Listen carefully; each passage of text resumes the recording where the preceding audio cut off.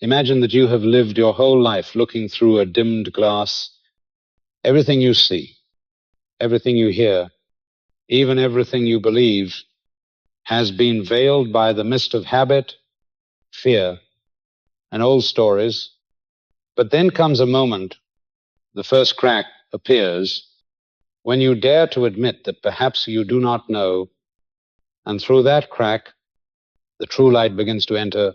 This is not a journey of seeking more light, but a journey of removing the veils that blur your vision, to recognize the truth that has never left you. This journey is the map of 16 steps into the wisdom of the Christ mind, so that you no longer search, but begin to live as one who has already seen clearly, opening the vision. The truth has never been hidden. It does not retreat to the highest mountain or the deepest abyss. It does not conceal itself beneath distant heavens or in the secrets of religion. It stands before us in every breath and in every moment. Yet eyes accustomed to the mist cannot behold the sun, and a mind trained in illusion cannot recognize what is real. We are born into a world that has already built its lenses, and from childhood we are taught to look through those dimmed glasses and call it light. We learn to see others not with a clear eye, but with judgment, with memory, and with inherited definitions. We learn to see ourselves through the lens of success or failure, of acceptance or rejection, and then we mistake those images for the nature of reality. But in truth, we are only repeating what the storehouse of the mind has already collected. The first moment of awakening does not come like a thunderclap from the sky, nor like a blazing bolt of lightning that instantly floods us with understanding. It arrives quieter, smaller, but carries the power to turn an entire life. It is the moment when a silent question rises in the heart. Perhaps I do not know. That question shakes everything we have ever believed. Cracking the wall we once called knowledge, it does not simply question one fact. It challenges the entire way we see the world. It does not only press against information, it touches identity, and for that reason, such a moment is sacred. From that tiny crack, a stream of light begins to enter, not much, but enough to reveal that the light we once called day was only a veil of fog. The breaking does not feel pleasant. It feels like emptiness, like slipping out of old habits. People often panic when the familiar suddenly ceases to give meaning. The anger that once felt powerful becomes hollow. The stories that once justified us become empty shells.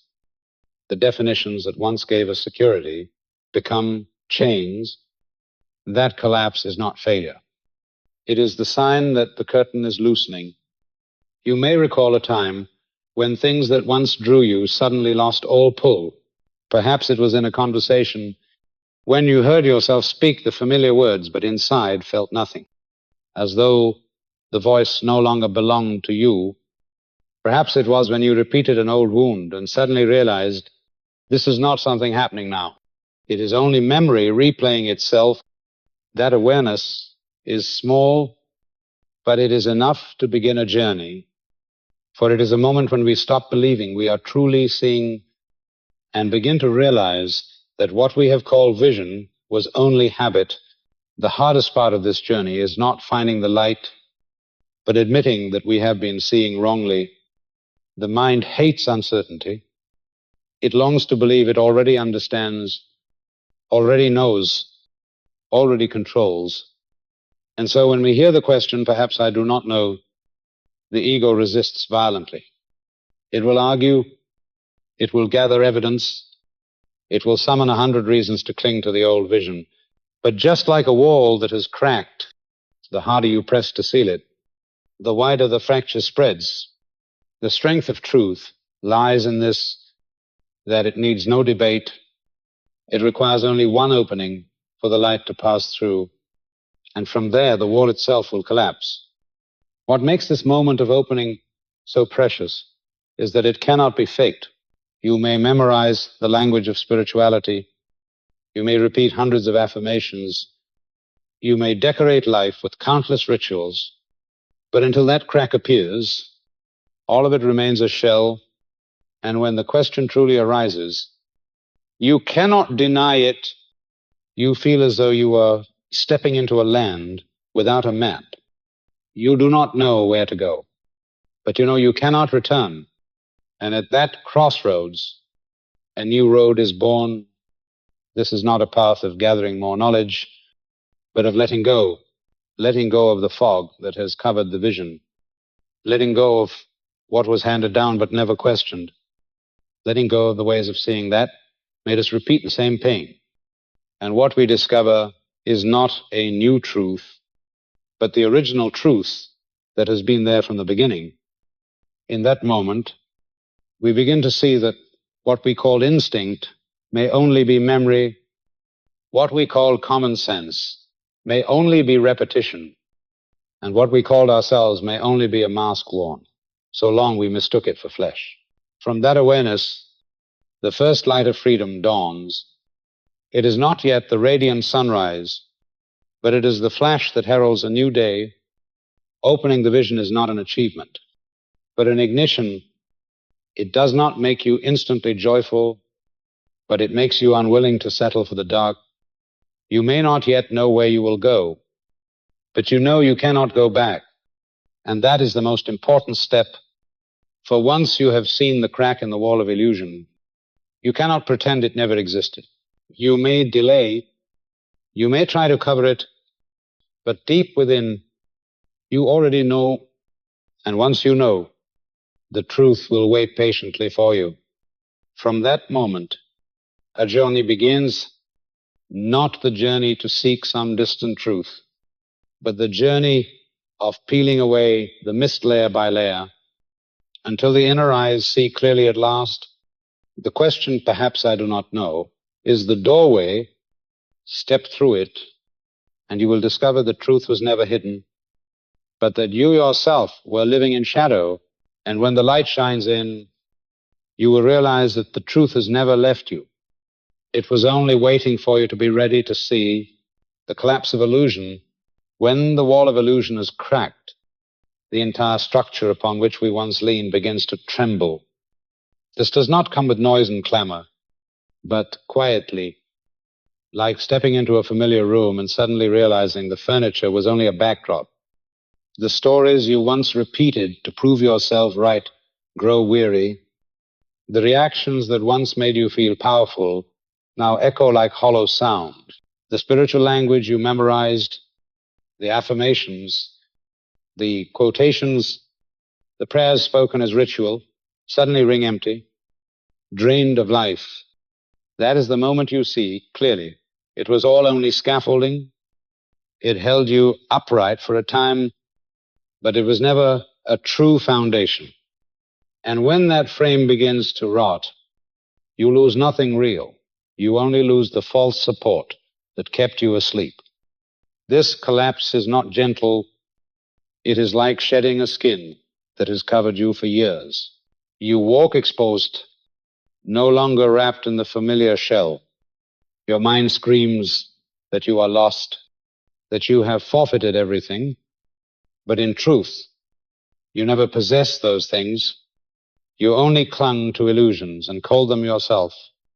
The loss you feel is only the sensation of false roots dissolving. What is real has never left you. It waits to be recognized. In this stage, the hardest thing is facing the emptiness, for when the old frame falls, you have not yet built a new ground. And that suspension terrifies. People rush to patch it quickly with what is familiar, a new belief to replace the old, a new spiritual movement to fill the void, anything that gives a sense of certainty. But every hurried substitution only creates another mask. Truth requires emptiness, for only in that emptiness can unlearning begin. Unlearning is not the gaining of more knowledge. It is the stripping away of what is not real. You do not learn to become someone else. You only let go of what you never were.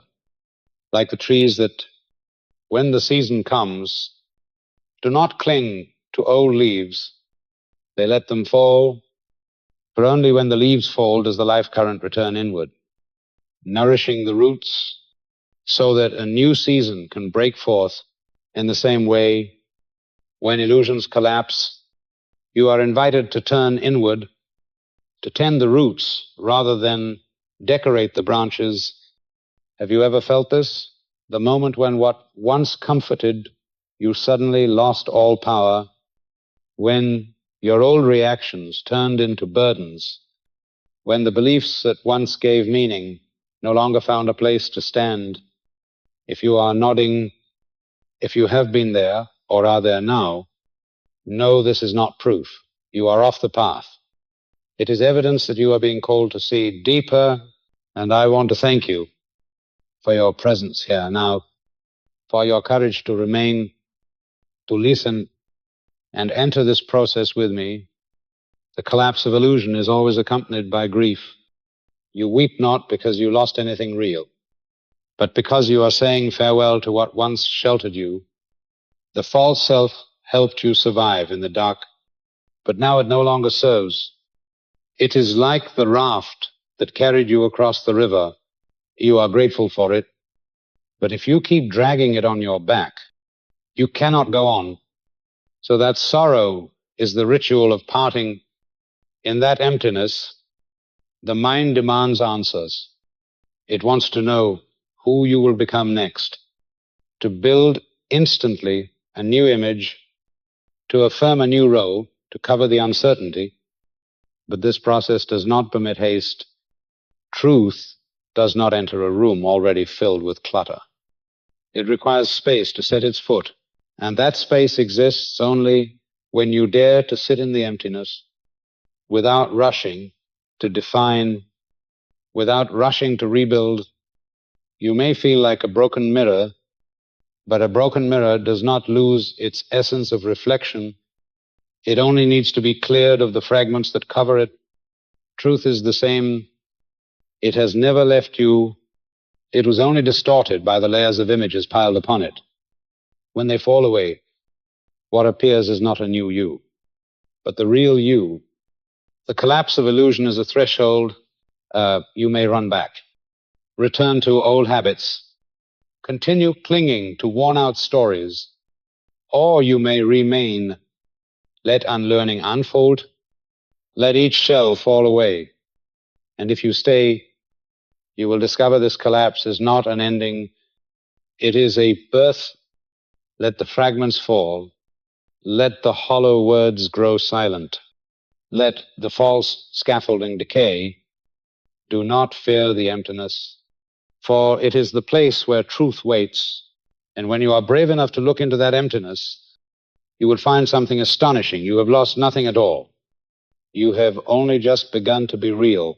Defining Christ consciousness, when illusion begins to dissolve, the next question always arises. What then is the true foundation of perception?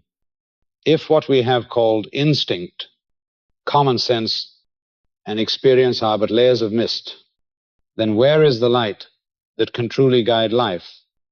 The answer is not found in a belief system or in a set of doctrines, but within the very structure of human consciousness.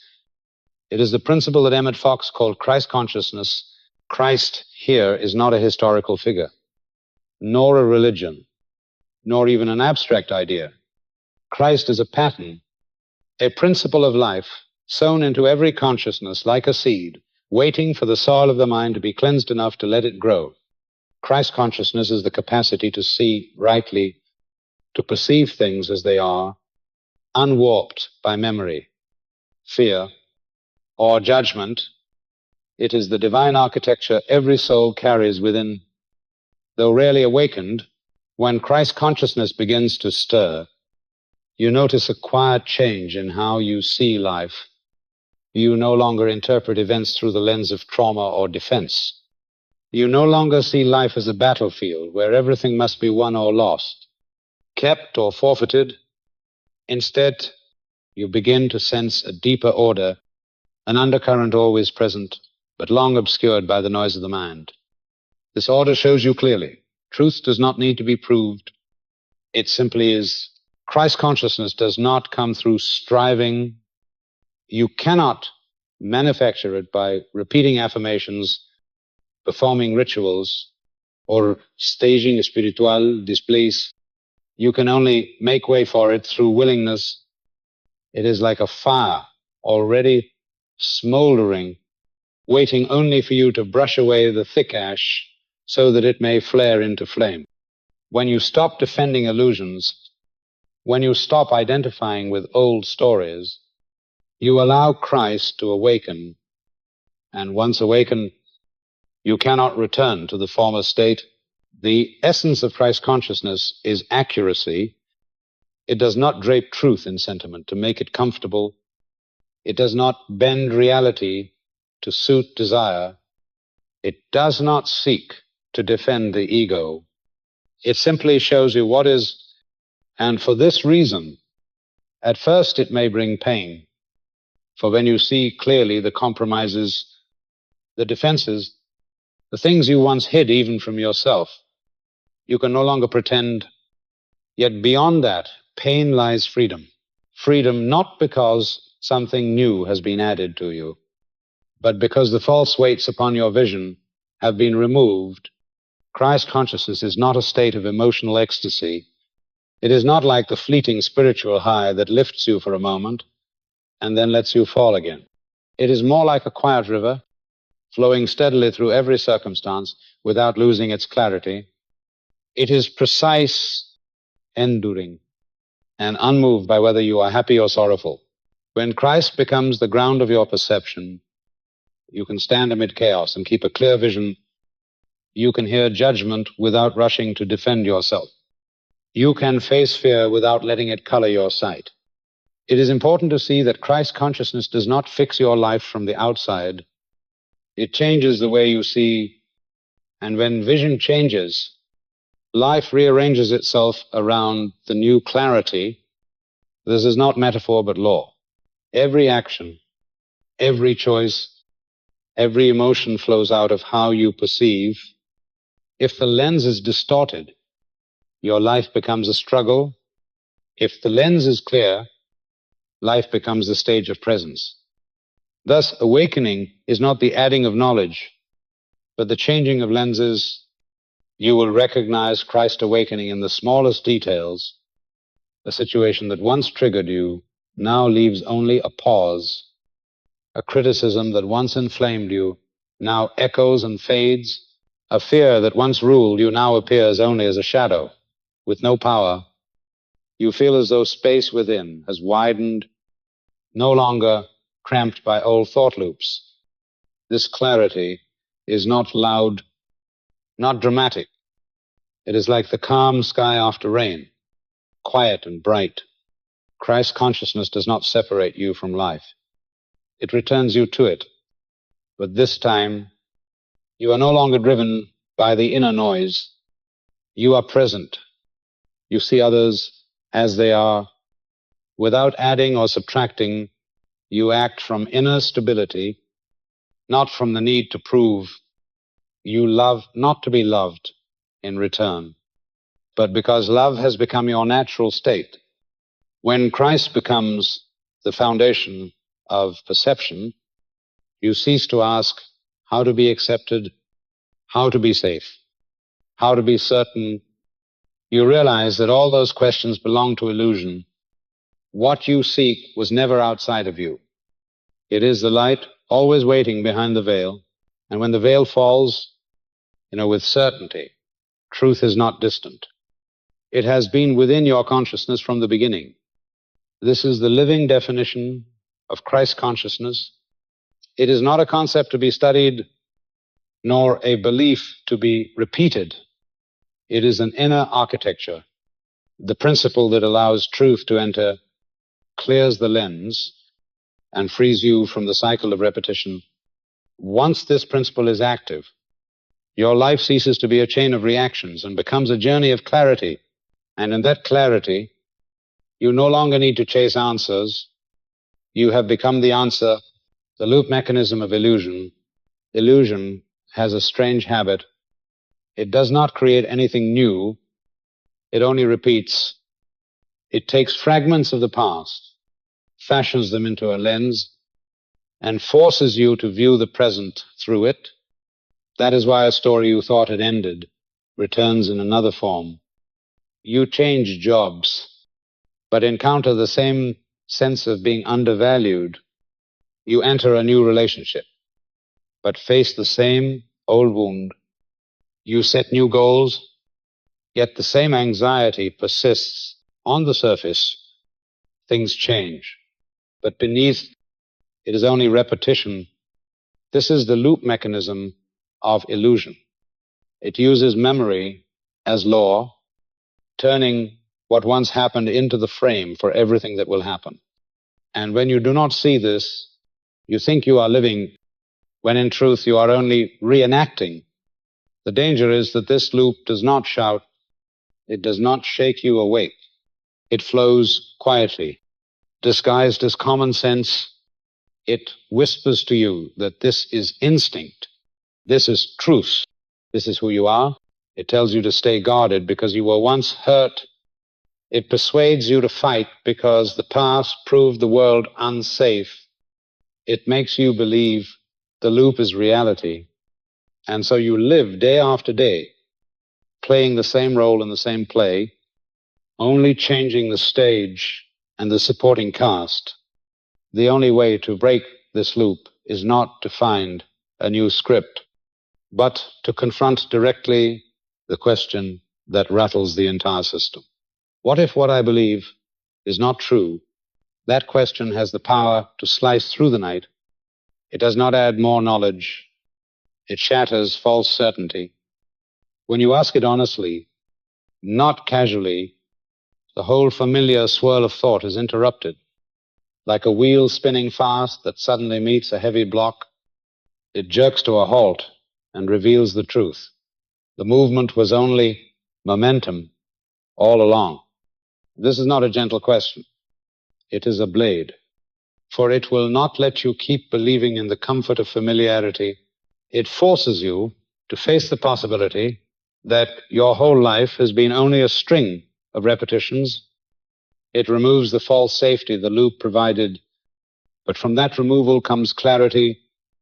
Only when you admit you could be wrong does space open for what is right to enter. Ask yourself, are you willing to look directly at the recurring patterns of your life? Are you willing to admit that what you call your nature may only be memory replaying itself? Are you willing to try living one day without reacting by habit, but instead pausing and observing, this is the threshold, cross it, and you begin to escape the loop? I want to pause here and ask you, right now, do you see yourself inside a loop? Are you tired of repeating the same pain, the same struggles, the same sense of lack? If yes, then let your presence be known. Comment, I am ready to change, or even just type the number 1 to confirm that you have seen the loop and you no longer want it to run your life. I thank you for your courage, because not everyone dares to face this truth. The loop mechanism of illusion is not a life sentence. It can be broken. And the moment you truly ask the question, the loop begins to shake. For the loop lives only by unconscious agreement. When you drag it into the light, when you place doubt upon what was called obvious, it loses its strength. It becomes only a floating memory, stripped of the power to govern the present. Breaking the loop is not a single event, but a process. Each time you recognize it, each time you refuse the old reaction, the wheel slows, and in time, it stops. You step out of the machinery, look back, and see clearly. All this time you were not living. You were only replaying what had not been healed. From that moment, life no longer repeats like a string of copies. It begins to unfold as a true journey. And when you enter that journey, you see that life has never lacked freshness. Only illusion grows stale. Reality has never repeated itself. Every moment is unique. Every meeting unprecedented. every breath a first. But to see this, you must release the loop. And the question, what if, what I believe is not true, is the key that opens the door. Remember, the loop has power only when you do not see it. Once seen, it cannot hide, and when truth begins to rise, illusion can no longer hold you. This is the beginning of freedom, and it begins with a single honest question. The unmasking of the false self, what we call the ego, does not always appear in arrogance or wear the cloak of pride. Often, it is born as a mechanism of survival.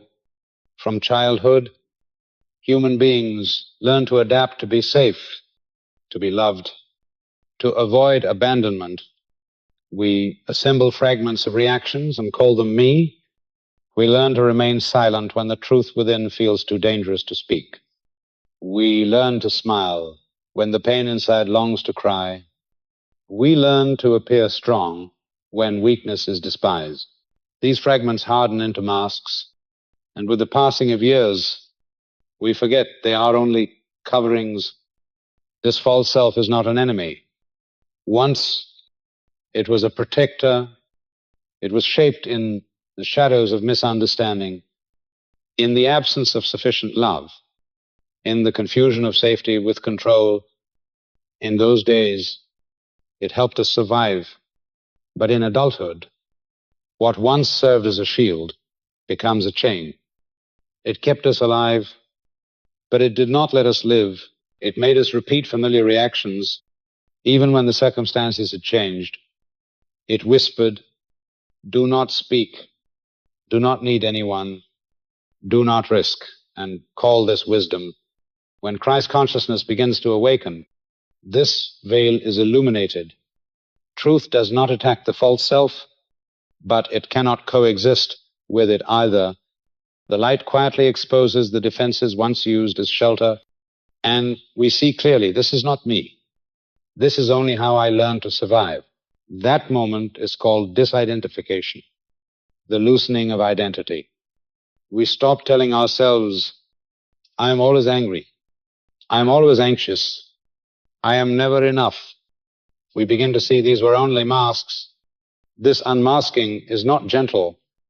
It leaves a feeling of emptiness, as though the familiar room has been cleared of all furniture, leaving nothing to cling to. You may step into a conversation and realize you no longer believe what you are saying. You may enter a task and sense the old motives have no life left. You may hear again the voice in your head and recognize it as the echo of a stranger. This emptiness unnerves us, for it takes away everything familiar. Yet that emptiness is the doorway to freedom. The false self is built of repetitions. It is like dried glue, clinging not because it holds value, but because we grew accustomed to its presence.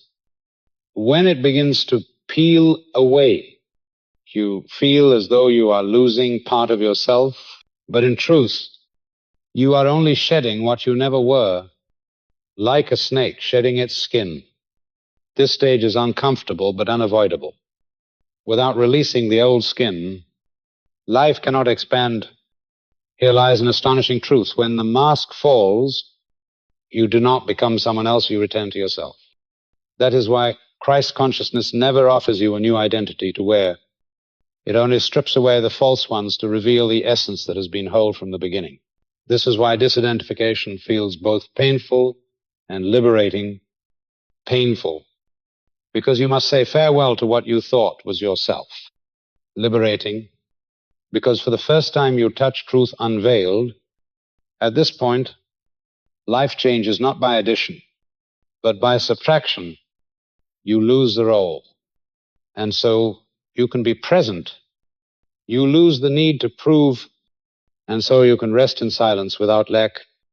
You lose the false frame, and so you can look directly without distortion. This loss is liberation.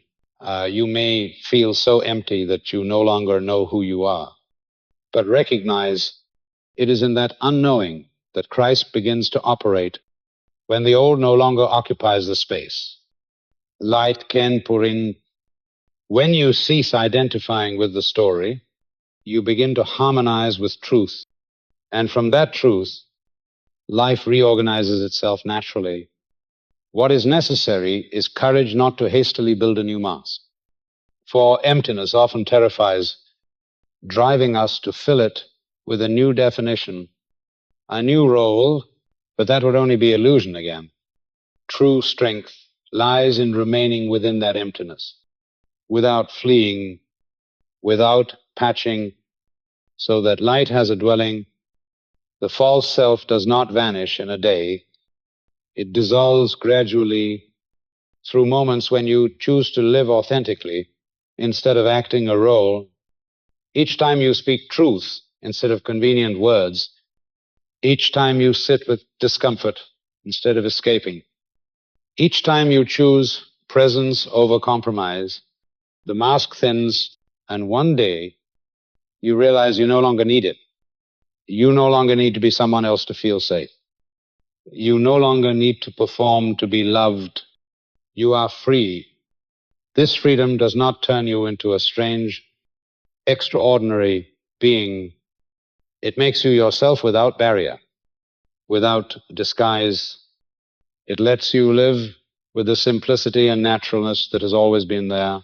And in that simplicity is a wondrous power. You become clear, you become present, and you become a vessel through which light flows unhindered. This is the true meaning of unmasking the false self. It is not a battle against the ego, but the recognition that the ego was never real. And when that recognition becomes steady, Christ consciousness becomes the sole lens through which you see life. You no longer live as a role. You live in truth, and that truth, once touched, can never again be forgotten. The shock of clarity does not arrive like a gentle breeze caressing the skin. It comes like the surgeon's blade, not violent, not noisy, but so precise that no place remains for concealment. It does not cut to wound. It cuts to remove what has long clung to you, but was never truly yours. And when that blade touches, you tremble, not with excitement, but because every layer of defense, every mechanism of control, every habit of justification and performance begins to fall away. This moment is often mistaken for loss. For if you have lived your whole life in a house built of rotten wood, the truth comes like fire, and you imagine you have lost everything. But truth does not take away the real. It only burns what you no longer need. In the tremor of clarity, you will hear the old voice within resisting, arguing, pleading for you to return to familiar patterns. But this time you cannot fully believe it anymore.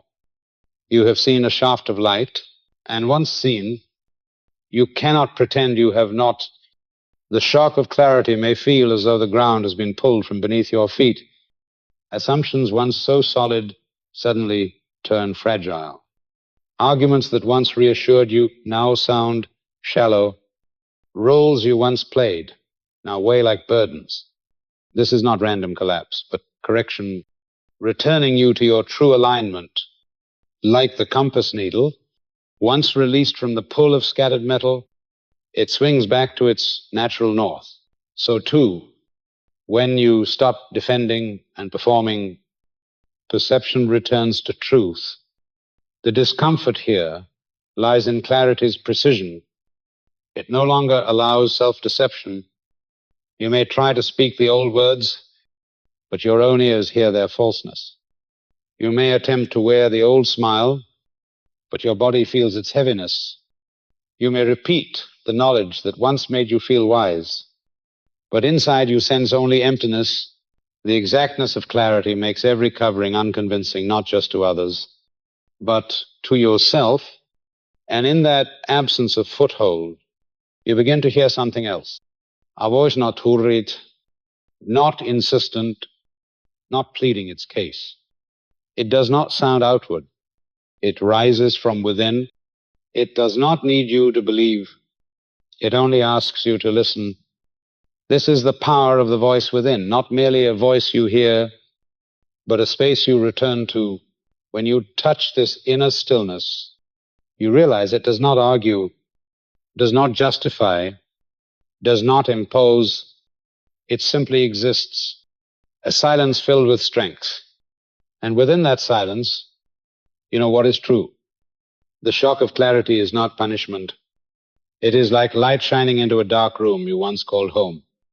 For a moment, you are overwhelmed by the dust, the fragments, the layers of concealment. You may feel shame, you may feel suffocated, but then you realize the room was never your essence. It was only where you dwelt for a time. The light does not come to condemn, it comes to open the window. And once the window is open and new air rushes in, you see you have lost nothing. You have only been restored to truth. This trembling is necessary, for without it, the old would never release its grip. Habit clings to illusion with such force that without shock, we would keep deceiving ourselves and call it safety. That is why clarity does not let you sleep. It shakes you awake, places you face to face with truth even when you would turn away. It does not compromise with the false. It does not soothe you back into darkness. It chooses precision, for only precision frees. You may feel an inner fracture, as though the old framework of your being is dismantling. You may pass through days of not knowing who you are, of not knowing what to hold. But this fracture is proof of process. It shows that the false layers are falling, and with each layer that drops, you feel lighter, more real. Clarity does not promise comfort. On the contrary, it may cause pain as you see what was hidden, but it is healing pain, like the wound opened to drain away poison. One sharp pain to prevent infection forever.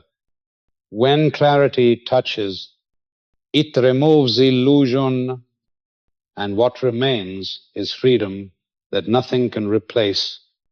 The wonder is that once you have endured this shock, you no longer desire the darkness. You may remember the old roles, but they no longer fit. You may attempt the old justifications, but the words die in your throat. You have known the light, and though you may falter, you cannot wholly forget, for light does not come and go.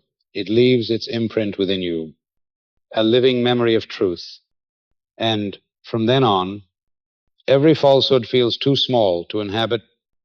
The shock of clarity, at last, is liberation.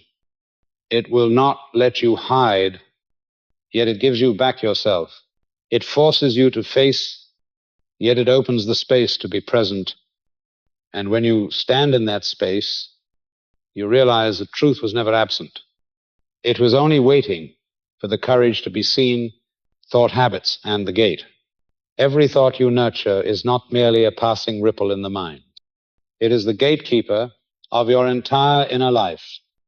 A thought opens or closes, permits or denies, invites truth to enter or blocks it right at the threshold. Many people assume they are the sole masters of awareness. Yet in reality, most of us have surrendered authority to thought habits, those patterns of repetition that make the choices for us. When a familiar thought arises, such as "I always fail," or "no one will ever understand me," it immediately locks the gate. No knock is required. No argument is needed. It is believed simply because it is familiar. The power of thought habits lies in familiarity. We imagine we are responding naturally, but in truth we are replaying what was programmed. A person once rejected may walk into a new situation already assuming rejection. A person who grew up in scarcity may look at every opportunity through the fear of loss. In such moments, the gate of the mind is not open to the present. It is locked by memory.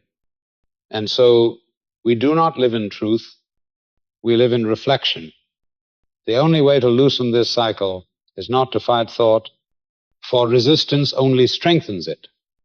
The way is to observe without judgment when an old thought appears.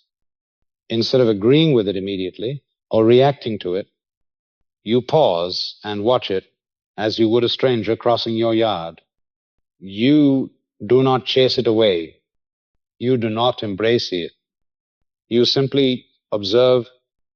In that instant of observation, a space opens, and this space is the opening for Christ perception, the quiet arising of right vision. Christ perception does not need to defeat a thought in order to exist. It only requires you to stop identifying. When you no longer say, I am this voice, you create enough room for truth to enter. You begin to see clearly that thought is only a passing stream, not the definition of who you are. Just as the sky is not the clouds drifting across it, you are not the thoughts that move through you. And once this is seen, the gate begins to be handed back to clarity rather than habit. Imagine a moment when you are about to react in anger. The thought flares, they are insulting me. I must respond ordinarily. You let that thought swing the gate wide open, leading to words or actions that replay the old script.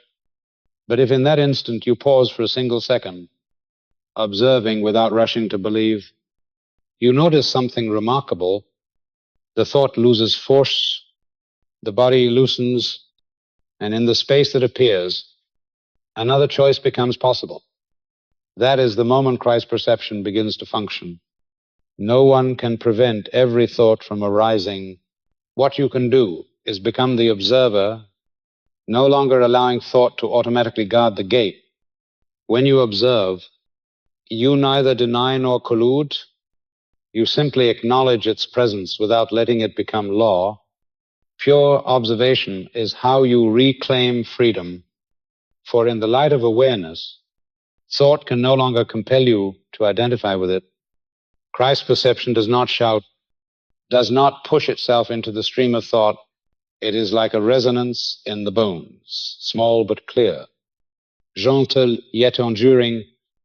It waits for you to make space, and each time you do, it grows more audible, not as sound, but as steadiness, as a quiet brightness.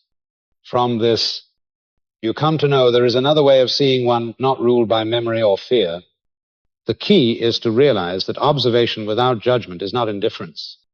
It is a living act requiring courage, for when you stop to observe, you must face your habit directly instead of rushing to reenact it. But in that facing, the old power begins to dissolve, and moment by moment, you shift from being imprisoned by habit to being guided by truth. When Christ perception arises, you realize you need not conquer thought. You only need not be defined by it. Truth does not argue with noise. It simply is. And when you are silent enough to listen, it becomes your foundation. In that moment, the gate is no longer guarded by habit, but by inner clarity. And from there, life ceases to be the repetition of the past and becomes the flow of a present made clear. This is the deep secret of freedom, to know that every thought is but a gatekeeper, and you have the right to decide who holds the key. When that choice bends toward observation without judgment, the gate opens for Christ perception to enter, and from that point, your entire life begins to change. The rhythm of rise and sink. In the process of awakening, there is no straight path upward, only the rhythm of rise and sink. Rise is when vision expands, when Christ perception shines clear, and you see life through a new lens. Sink is when old habits pull you back, when loneliness and misunderstanding surround you, when the world around you still runs on dim patterns and cannot comprehend the silence you keep. Yet sink is not failure, it is recalibration. Just as breath requires both inhaling and exhaling to sustain life, so too, this journey requires both rise and sink to stabilize your frequency. Rise comes like dawn, a light widening the mind. You see that what once held you in fear is now only a shadow.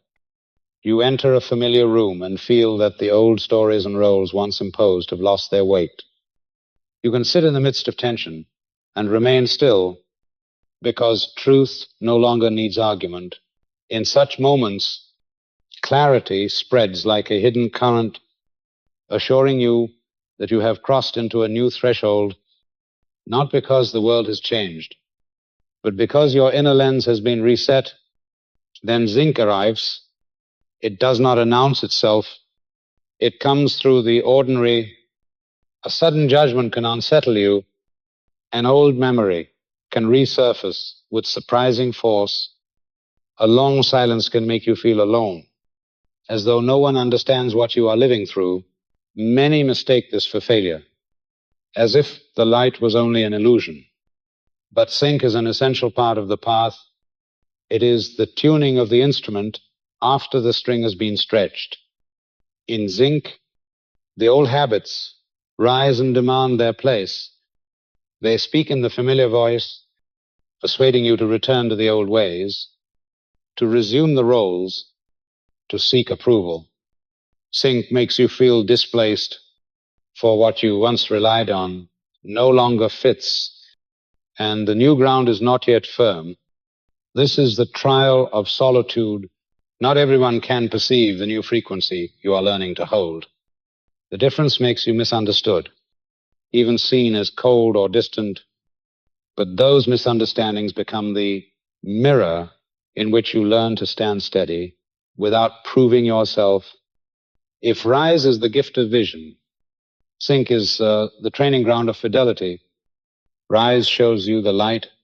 Sync teaches you to remain faithful to that light when the night returns. You have not lost clarity. You are learning to keep it within the dark, like a river meeting stones. The water does not disappear. It only learns to flow around them to continue its course. In every sync, you are invited to deeper observation. You begin to realize that loneliness is not emptiness, but the space where you learn to live free from the noise of others. You realize that misunderstanding is not condemnation, but the chance to live true without explanation.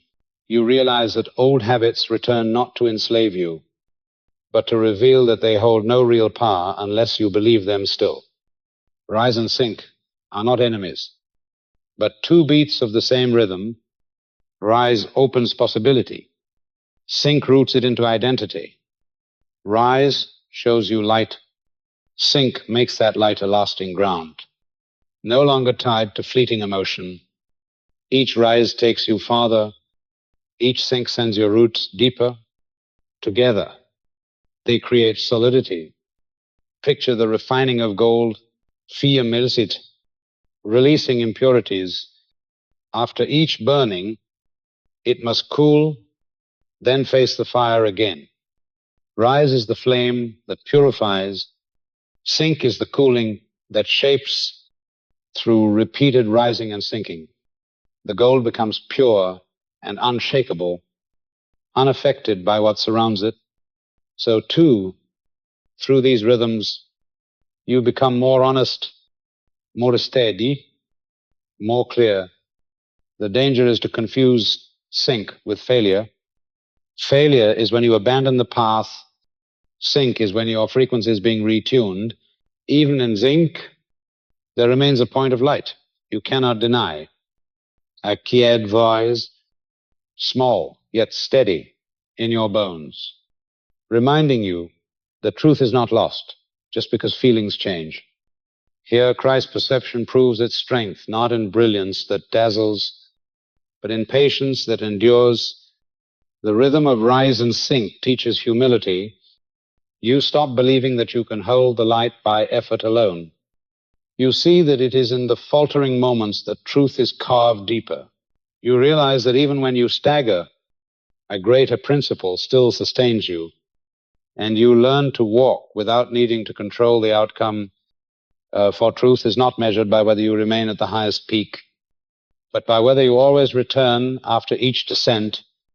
In the end, rise and sink, are the very rhythm of life. You need not fear sink, nor cling tightly to rise. Both are natural movements, like day and night, like spring and winter. What matters is to know that though the rhythm shifts, the frequency of truth never departs. It waits for you to retune yourself into harmony. And once you grasp this, you no longer chase after highs, nor fear the lows. You learn to walk steadily, balanced in the rhythm where Christ has become your compass. Distinguishing sentiment from truth. One of the most subtle challenges on the inner path is the confusion between sentiment and truth. Sentiment appears comforting. It knows how to soothe, how to use sweet words that make you feel at ease. Yet sentiment never has the power to transform. It is like a warm cloth placed upon a wound without ever touching the root of the illness.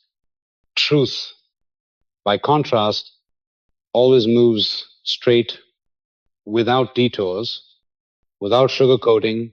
It does not aim to be palatable. It only aims to be exact. And it is that precision which liberates. Sentiment often disguises itself in spiritual garments, lovely words, romantic images, affirmations that sound like songs. They make your mind temporarily forget the harder reality. You feel as though you have advanced, but in truth you have only been lulled to sleep. Sentiment comforts the ego, while truth frees the soul. That is the crucial difference. For when you choose sentiment, you choose to maintain the condition, painting it with gentle colors. But when you choose truth, you choose to let it cut away what is no longer needed, even if it stings. Spiritual accuracy is not harshness. It is not cold severity. It is cleanliness of vision. It names things as they are, without embroidery to please the ear. It does not add stories, drama, or promises. It simply shows what is real and what is not. For this reason, spiritual accuracy can feel cold because it is not wrapped in the warmth of sentiment, but that very chill is the mark of purity. Like clear water untouched by mixture, we are easily deceived because the mind loves the feeling of safety. It prefers to be told that everything will be fine, that if you just believe, all problems will vanish. But truth does not work that way. Truth does not come to indulge emotions, but to reset the foundation, and that foundation can never be built on sentiment. It can only stand upon precision. This does not strip you of gentleness. It refines it. It makes your gentleness genuine, rooted in love that arises not from soothing illusions, but from clarity.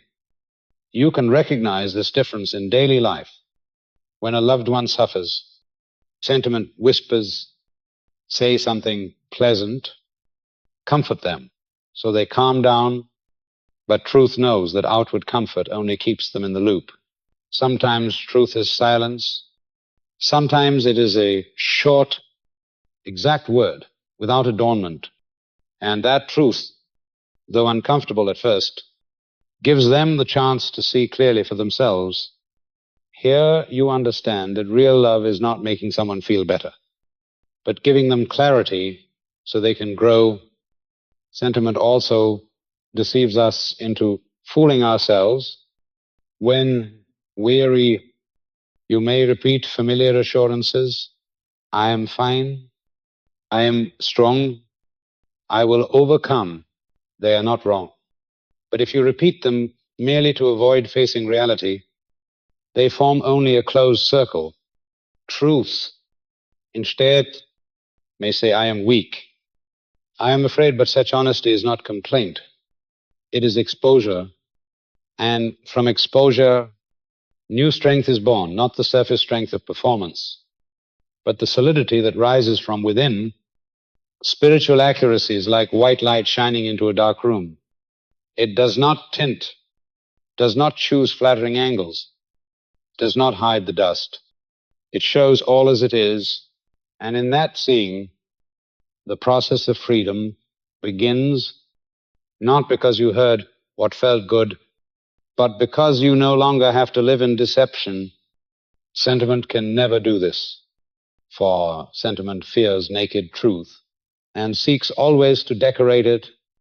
To live in spiritual accuracy, you must release the need for truth to be palatable. You must dare to name what is happening directly. No more circling, no more excuses. For each time you add sugar, you rob truth of the chance to do its work. Truth does not require acceptance to hold value. It only requires to be seen, and when it is seen, you are set free. This is why many abandon the spiritual path when confronted with accuracy. They thought the light would only be sweet, but real light does not flatter the ego. It liberates, and to liberate, it must strip away the cover. Instead of lulling, it awakens. Instead of soothing, it cuts. Only when you dare to endure that shock do you pass into the deeper realm of freedom. Distinguishing sentiment from truth is not just a skill, it is a threshold. That threshold determines whether you choose to stay in the safe comfort zone or step into the realm of liberating clarity. If you choose sentiment, life feels easier in the short term, but in the long run you remain trapped in cycles. If you choose truth, you face initial difficulty, but then life becomes breathable, no longer a performance, no longer self-deception. Remember, sentiment soothes but keeps you asleep. Truth sometimes startles you awake. And only in that awakening does transformation begin. Spiritual accuracy is exact, clean, without stories. To make it easier, it is not cruelty, it is the highest form of love, because it refuses to let you live in illusion. And once you grasp this difference, you stop seeking words that sound good and begin seeking what truly sets you free, stabilizing inner order. When clarity has taken root within you, your inner life enters a new state where order is no longer something to be forced, but becomes the natural foundation. The mind, once accustomed to racing, slows its pace. The nerves, once habitually tense, begin to ease, as though a deeper rhythm now holds you steady. You no longer need to perform to prove you are well, no longer need spiritual theatrics to make others believe you have faith. Clarity requires no proof. It speaks by its own quiet cleanliness. In this state, you discover that true presence is never ostentatious. It is simple. It is pure. It does not require many words. You walk into a space, and your being is enough, without explanations, without posture. Others may not grasp it with reason, but they sense intuitively that stability flows from you. This is energy that does not arise from effort, but from ceasing to resist truth.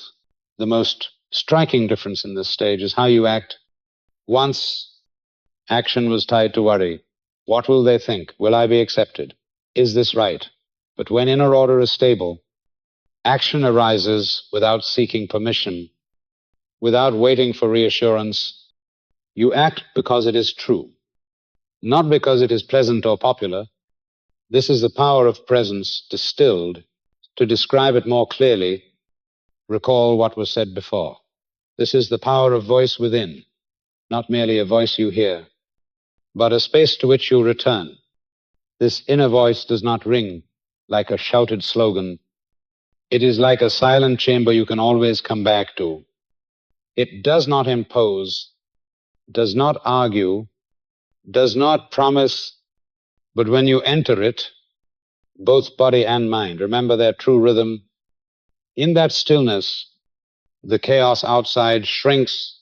From there, your actions no longer arise from reaction, but from a certainty that requires no explanation. Stabilizing inner order does not turn you into someone rigid or distant. On the contrary, it makes your presence more grounded, more approachable. When the nervous system learns not to burn energy, in anxiety, you can listen more deeply, see more clearly, act more precisely. You are not swept up by the noise, but neither do you retreat from it. You step into situations with calm, as though the storm may roar around you, but your heart remains still as a lake. In this stability, you realize clarity needs no embellishment to persuade. It does not need emphasis or repetition. It is like sunlight entering a room, not declaring itself bright, but simply shining. And those who enter see for themselves. This is why, at this stage, you speak less, but with greater weight. You choose words of precision rather than words of comfort. You choose silence when silence carries more truth than any argument. When inner order has stabilized, the rhythm of your daily life also shifts. Situations that once caused anxiety become minor tests. Remarks that once unsettled you now echo faintly and pass. You see that nothing needs to be added for life to be full, only resistance removed, only the need to please surrendered.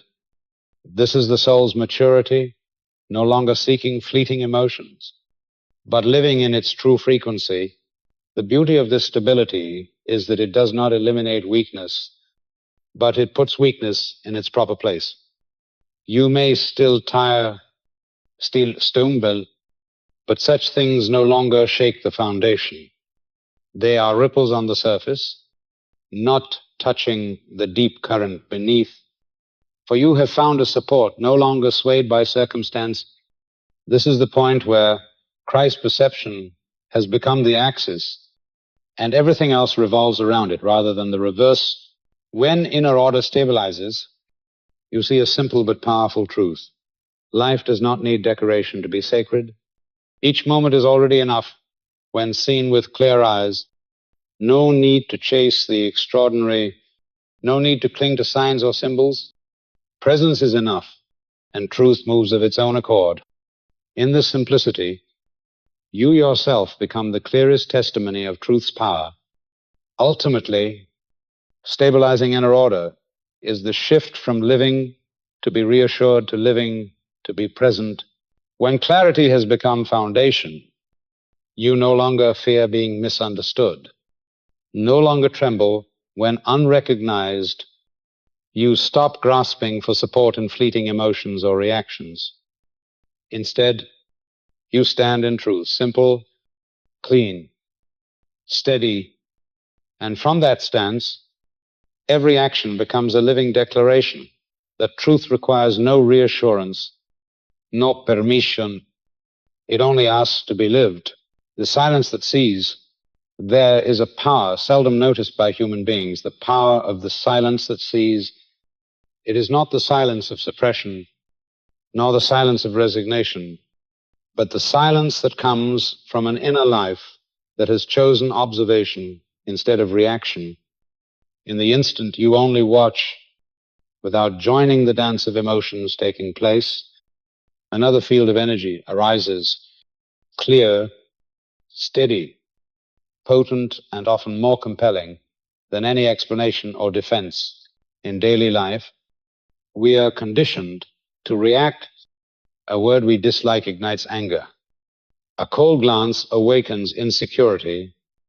An unexpected situation drives us to defense. Yet it is this continual reacting that drains our strength. Every time we react, we hand the key of our state to others or to circumstances. But when you choose the silence that sees, you are no longer dragged into the spiral. You stand like a clear mirror, reflecting without distortion. The silence that sees is not coldness, but presence anchored. It allows you to perceive anger in another without being infected by it.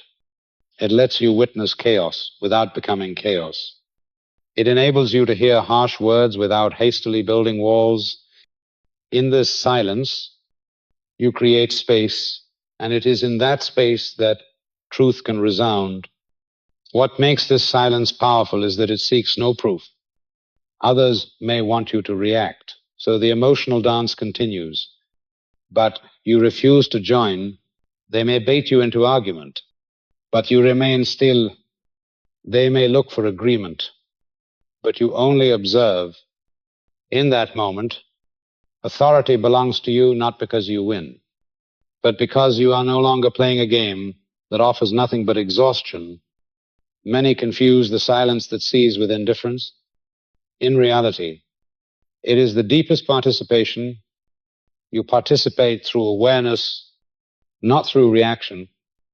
You choose to hold a field of clarity instead of being dragged into confusion. That field may not be visible to the eye, but everyone senses it intuitively. It softens the atmosphere. It leaves anger feeling out of place. It drains weight from heavy words. This silence is also the way you prevent breaking yourself from within. Every reaction stiffens the body, quickens the heartbeat, shortens the breath. But in observation, the nervous system slows. You breathe deeply, you remain steady, and even in upheaval, you stand in balance. This is not only a psychological state, but a biological one. You are choosing to keep your system undisturbed by what is not real. Observation in place of reaction also reveals the truth beneath surfaces. When someone is angry, you no longer see them as attacker. You see a soul ruled by fear. When someone tries to diminish you, you no longer feel insulted. You see them exposing their own inner lack. When outer events press hard, you no longer see punishment. You see the natural movement of life. To see thus, you need not react, because you have understood, and that understanding radiates stronger than words. Practicing the silence that sees is not easy, for the ego is eager to speak, defend, strike back. Yet if you dare to stop, to be still in that moment, you will witness something extraordinary. You lose nothing, you gain more. You gain peace. You gain clarity. You gain the freedom to choose. You discover that not reacting is not weakness. It is the purest strength. This silence is also how you shift the world around you. The world is filled with chain reactions. One person explodes, pulling another. One harsh word igniting a string of conflicts. By choosing to observe silently, you cut a link in that chain. You refuse to feed the spiral. You stand as a point of stillness. And from that stillness, a new energy begins to spread. This is why holding a field of clarity is stronger than any explanation. Explanations, however fine, can be contested, but clear presence cannot be denied. It does not argue. It does not seek acknowledgement. It simply is, and its very being is testimony.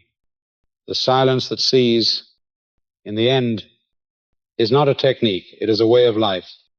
It requires you to trust truth enough not to defend it. It requires you to release the urge to prove. It requires you to choose clarity over winning. And when you truly enter this way of living, you will discover that this silence is the most powerful voice, for it does not rise from the ego, but from the place where truth dwells. And in that place, nothing more is needed. The end of ego shift, when the process reaches its close, you realize that your decisions no longer rise from lack, no longer spring from the fear of being abandoned or the hunger to be recognized. They are no longer the patchwork of an ego trying to repair its own image. Instead, choices now rise from stillness, from the clear space within. You no longer choose to fill a void. You choose because it is true, precise, and aligned with reality. In this state, you stop spinning threads of narrative for yourself. Once every event, every glance, every word became a long story. Why did they do that? What does it mean for me? How should I respond? These tangled threads turn life into a knotted fabric. But now you set the needle down. You no longer weave. Instead, you rest in the tapestry as it is. no extra patterns, no inventions. Reality is already whole in its original design. The ego lives on extension, on the habit of weaving stories that make it feel alive. But once you see that the ego has no authority to define you, that need dissolves, you see that reality does not require your decoration, nor your distortion to make sense. It only requires that you look directly, breathe with it, live in it, and it is this simplicity that marks the end of the shift. In stillness, a wonder appears.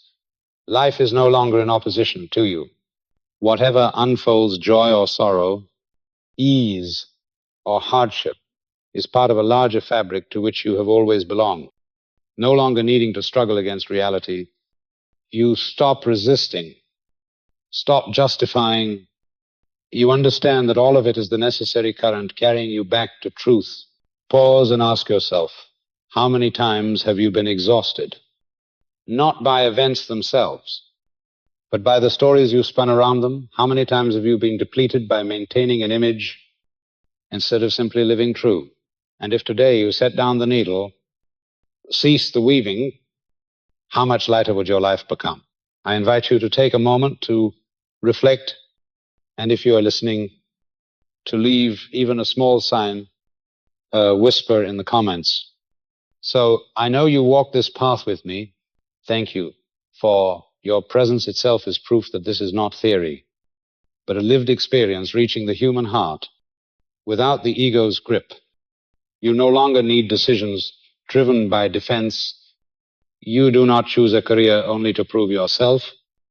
You do not cling to relationships only to avoid emptiness. You do not chase achievements only to escape obscurity. Every decision now rises from stillness. And in that stillness lies a strength no one can shake.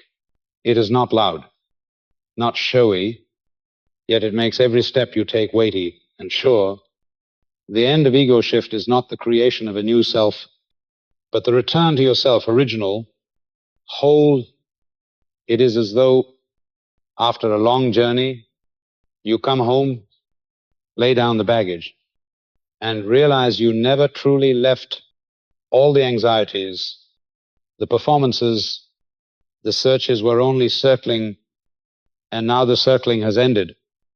You are no longer seeking, you are living at this level. Freedom does not come from gaining, but from no longer needing. You do not need another story, another role, another proof. You only need to be present. And that very presence is the greatest declaration that the journey is complete. You are no longer resisting. You have entered the rhythm of truth itself. Set the needle down, weave, no more, and rest in the tapestry as it is.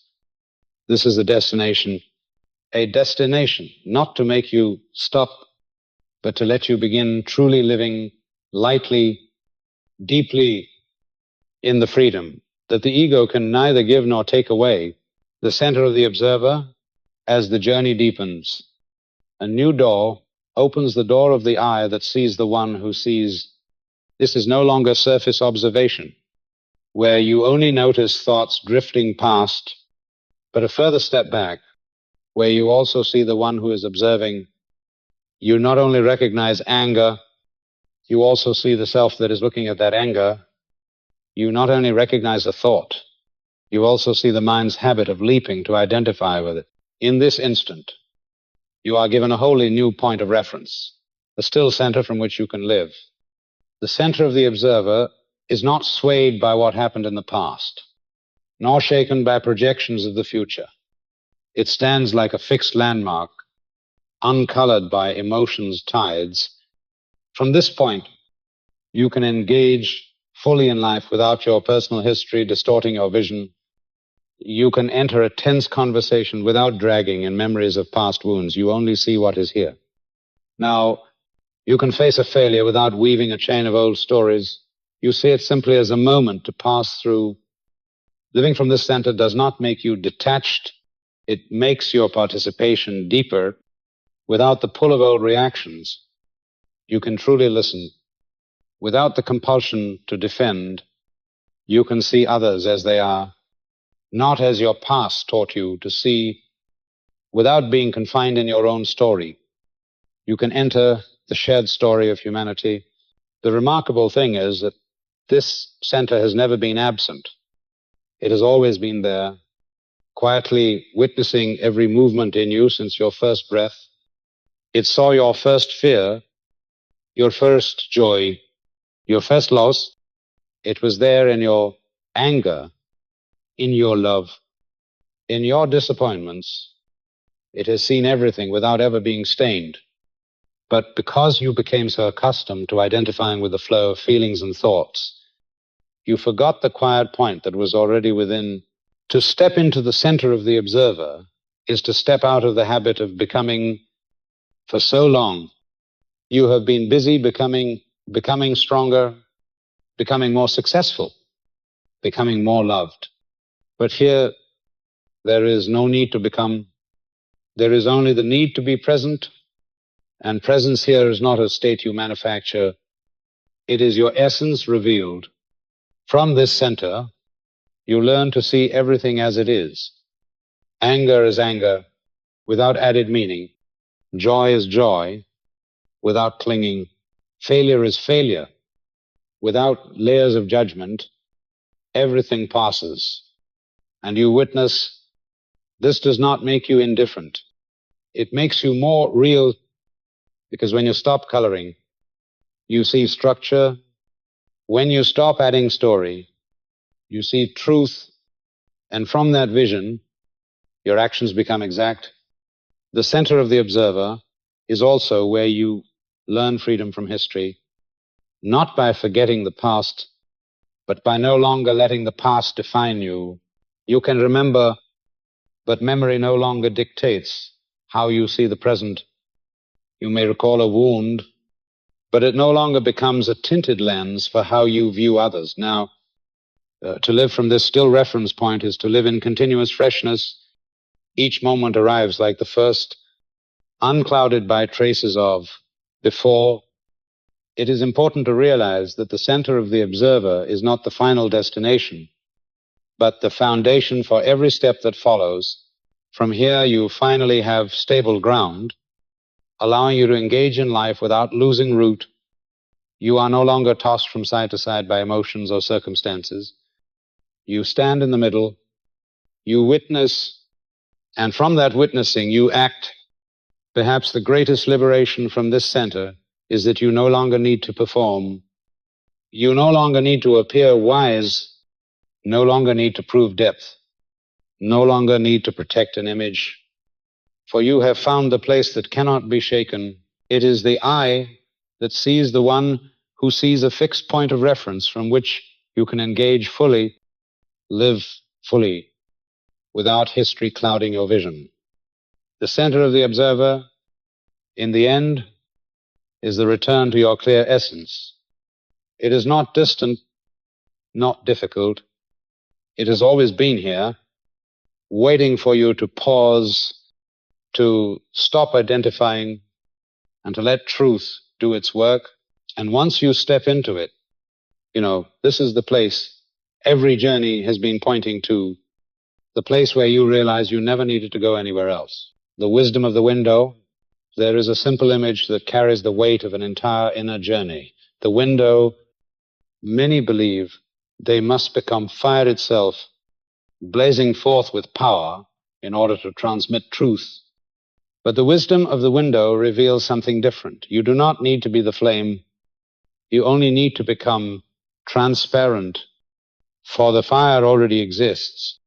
The light already shines. The issue is never the absence of light, but the layers of dust, resistance, and stories that have clouded the frame. When the window is clean and clear, light passes through without friction, without distortion. This is true wisdom. On this path, you learn that truth does not need invention. It does not need adornment or added words. Truth only needs not to be blocked. Each time you release a layer of resistance, a layer of fear you identified with, a layer of self-made story, you make your window clearer. And each time the window clears, truth flows more easily. It arrives not with noise or spectacle, but with quiet certainty. Many think spiritual strength must come from assertion, from effort to prove, from fiery performance. The wisdom of the window teaches otherwise. You need not strive to shine. You need only remove what hinders the shining. This changes the way of living. Instead of doing more, you learn to do less. Less resistance, less justification, less embellishment. Power lies not in accumulation, but in simplification. When you release the stories, you see truth is very simple. A story like I must always be loved, I must succeed, I must prove myself, these only thicken and darken the frame. But when you let go, light comes through. Failure becomes simply an experience, no longer an identity. Rejection becomes merely a word, no longer a sentence. Fear becomes a passing feeling, no longer your essence. Instead of imprisoning yourself in stories, you become the window through which truth passes. There is a subtle lesson here. The window never boasts of itself. It does not need to be admired. It simply does its quiet work of letting light through. This is the way of a mature soul. No display, no self-assertion, no strain for impression, only clean presence. And that presence alone is enough for others to feel. In that quietness, you remember a deep truth. This is the power of voice, within not just a voice you hear, but a space you return to. Asterisk, the inner voice is not loud sound, but transparent space. Like a window that keeps nothing for itself, when you return to that space, you realize you are not the source of light. You are the frame through which it passes. And this transparency is the most eloquent testimony of all. The wisdom of the window shows that the less you resist, the lighter you feel. Resistance always creates friction. Resist an emotion, and it lingers. Try to drive away a thought, and it returns stronger. But when you let them pass, as light passes through a window, unheld, untouched, you discover natural flow. No more friction, no more burden. This does not make you passive. On the contrary, it makes you more exact in action. Without the blur of resistance and story, you see clearly what must be done. You no longer act from fear, but from clarity. You no longer speak to fill silence, but only when words are truly needed. You no longer seek agreement. You allow truth to express itself through you. And it is this simplicity that gives weight to all you do. A clear window does not compete with the light, does not claim credit, does not obstruct. It simply stands, allowing. And here is the most delicate lesson. You do not need more to be enough. You only need less of what is false. Every layer of resistance, every story, every identification is dust. Remove the dust, and the window fulfills its purpose. Simple, clear, effective. Thus, the wisdom of the window is not abstract philosophy, but daily practice. Each day you may ask, am I adding dust, or am I cleaning the frame? Am I spinning another story? Or am I letting truth pass through? Am I resisting, or am I allowing? With each small choice, you decide whether to live as a wall that blocks or a window that reveals. When you live as a window, you realize you need not explode to be powerful. True power is clarity. You need not be the fire. You need only let the light pass. From here, you finally have stable ground, allowing you to engage in life without losing root. You are no longer tossed from side to side by emotions or circumstances. You stand in the middle, you witness, and from that witnessing you act Perhaps the greatest liberation from this center is that you no longer need to perform. You no longer need to appear wise, no longer need to prove depth, no longer need to protect an image, for you have found the place that cannot be shaken, silent transmission. When the journey reaches its deepest point, you begin to realize that true power is not found in how much you do, nor in how well you persuade the world, but in the disappearance of the self that is doing. The ego always wants credit, always wants to know it has made an impact, that others recognize its presence. But when that shell dissolves, light begins to move freely through you. You no longer see yourself as the source, only as the instrument.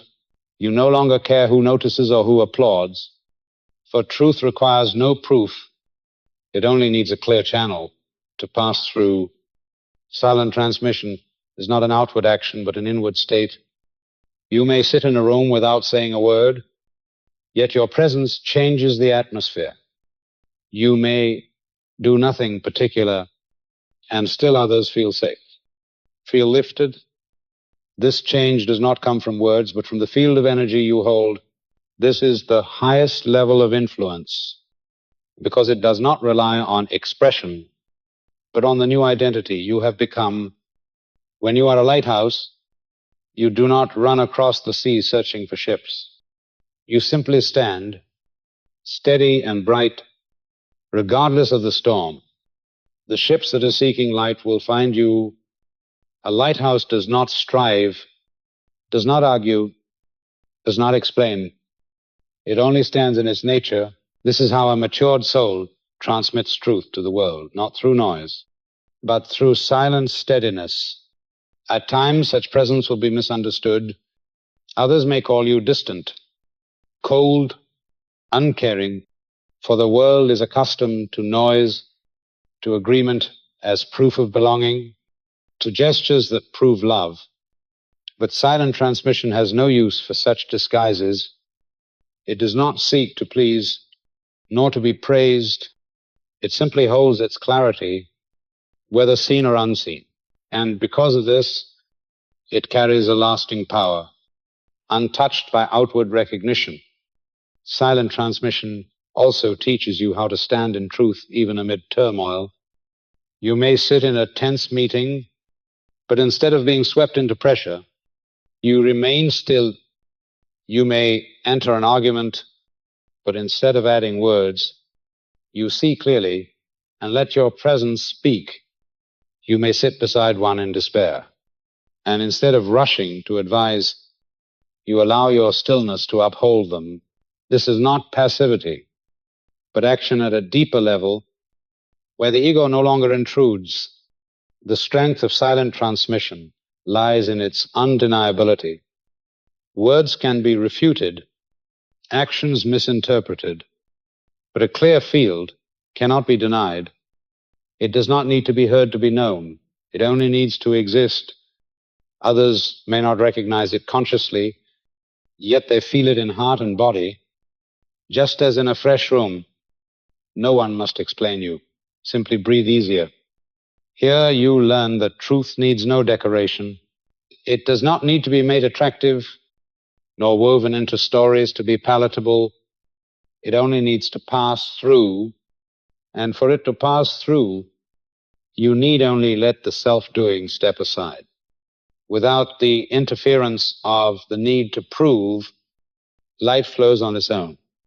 You become an open door, a channel unblocked, a lighthouse unmoving, yet shining far. In this silence, you come to see the real meaning of service.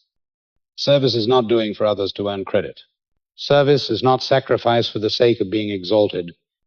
Service is allowing truth to flow through you, unaltered. You are present, and presence itself is service. At times, you may feel alone, for such silence is not what the world celebrates. The world admires fiery speeches, dramatic gestures, loud declarations.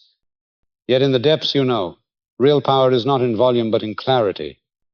When truth flows through you, unbent, that is the strongest transmission. Silent transmission does not promise ease, but it does promise truth. It may not make you more liked, but it makes you more free. It may not ensure others always understand you, but it ensures you live true. And when you remain in that truth, the world will eventually feel it, not with intellect, but with the deep resonance of the heart. Looking back, you will see that all earlier efforts were only preparation for this. Every reaction, every explanation, every desire to be seen was practice, teaching you how to step aside. And now, when the ego no longer stands before the light, you have become the clear window. The light passes through without friction, without distortion, without need of recognition.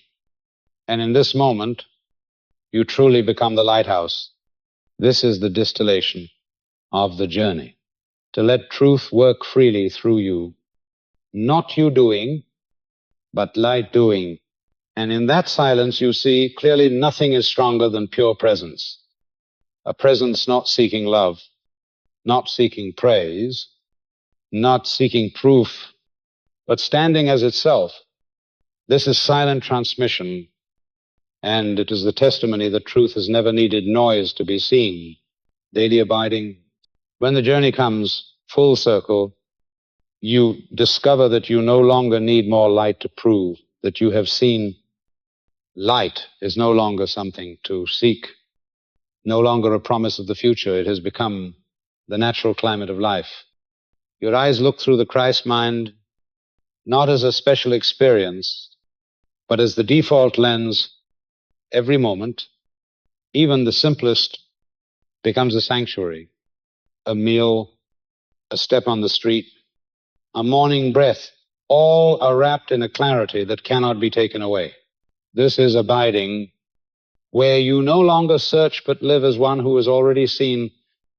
At this stage, the soul's maturity is no longer measured by peaks of experience, but by stability in the ordinary.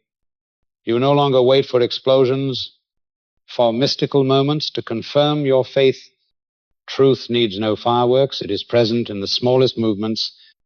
Clear vision becomes a way of living, saturating every action, every choice, every gesture.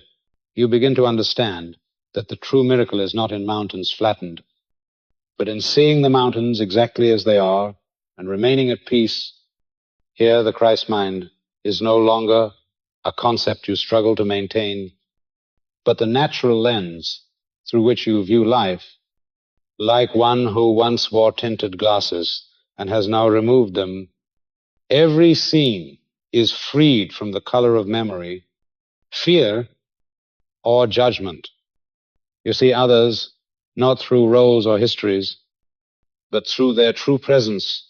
You see yourself not as a bundle of stories, but as life itself unfolding in purity. This is daily abiding, where truth needs no name, only to be lived. Living in daily abiding is also the end of the cycle of seeking.